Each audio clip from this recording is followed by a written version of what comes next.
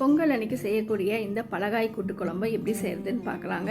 இன்றைக்கி இந்த குழம்பு தான் நான் வச்சுருந்தேன். ரொம்பவே காரசாரமாக புளிப்போட சூப்பராக இருந்தது. இந்த குழம்பு வைக்கிறதுக்கு இந்த மாதிரி காய்கறிகள் எடுத்துக்கோங்க. 11 வகை 13 வகைன்ட்டு உங்களுக்கு எவ்வளோ கிடைக்குதோ அவ்வளோ காய் எடுத்துக்கோங்க. அடுப்பில் கடாயை வச்சுட்டு எண்ணெய் ஊற்றிட்டு கடுகு, உளுத்தம்பருப்பு, வெந்தயம், சீரகம், பெருங்காயம் தாளிச்சிட்டு நம்ம எடுத்து வச்சுருக்கிற காய்கறி அது கூடவே சின்ன வெங்காயம் சேர்த்து நல்லா நம்ம வதக்கிக்கலாம்.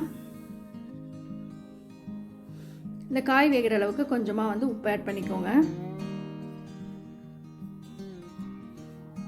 கொஞ்சமாக தண்ணி ஆட் பண்ணிவிட்டு மஞ்சத்தூள், மிளகாய்த்தூள், மல்லித்தூள், சாம்பார் பொடி ஆட் பண்ணிக்கலாம். இந்த குழம்பு கொஞ்சம் காரமாக இருந்தால் தான் நல்லாயிருக்கும். அதுக்காக இந்த பொடி ஐட்டம்லாம் கொஞ்சம் எக்ஸ்ட்ராவே நீங்கள் ஆட் பண்ணிக்கலாம். அதுக்கப்புறமா கரைச்சி வச்சுருக்க புளி தண்ணியும் நம்ம ஆட் பண்ணிக்கலாம். ஒரு 10 நிமிஷம் நல்லா கொதிச்சதும் வேக வச்ச துவரம்பருப்பு கொஞ்சமாக தாங்க ஆட் பண்ணணும், நிறைய ஆட் பண்ணக்கூடாது. ஒரே ஒரு தக்காளி பழம் மட்டும் நான் ஆட் பண்ணிக்கிறேன். தேங்காய் கூட ஒரு ஸ்பூன் சீரகம் சேர்த்து அரைச்சி வச்சுருக்கேன், அதையும் ஆட் பண்ணிவிட்டு ஒரு 5 நிமிஷம் நல்லா நம்ம குழம்பு கொதிக்கட்டும்.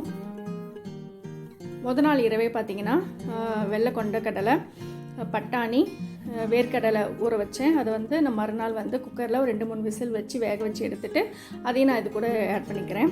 ஒரு 5 நிமிஷம் கொதித்ததும் இறக்கிறதுக்கு முன்னாடி கருவேப்பிலை, கொத்தமல்லி தழை தூவி இறக்குனீங்கன்னா சூப்பரான இந்த பலகாய் கூட்டு குழம்பு ரெடி ஆயிரும். நல்லா புளிப்பு காரசாரமாக அவ்வளோ அருமையாக இருக்குங்க. வெண்பொங்கலை விட சக்கரை பொங்கலுக்கு தான் ரொம்பவே நல்லாயிருக்கும். ஏன்னா அந்த இனிப்புக்கும் இதில் இருக்கிற புளிப்பு காரத்துக்கும் பார்த்திங்கன்னா அவ்வளோ சூப்பராக இருக்கும். கண்டிப்பாக ட்ரை பண்ணி பாருங்கள். அனைவருக்கும் இனிய பொங்கல் நல்வாழ்த்துக்கள்.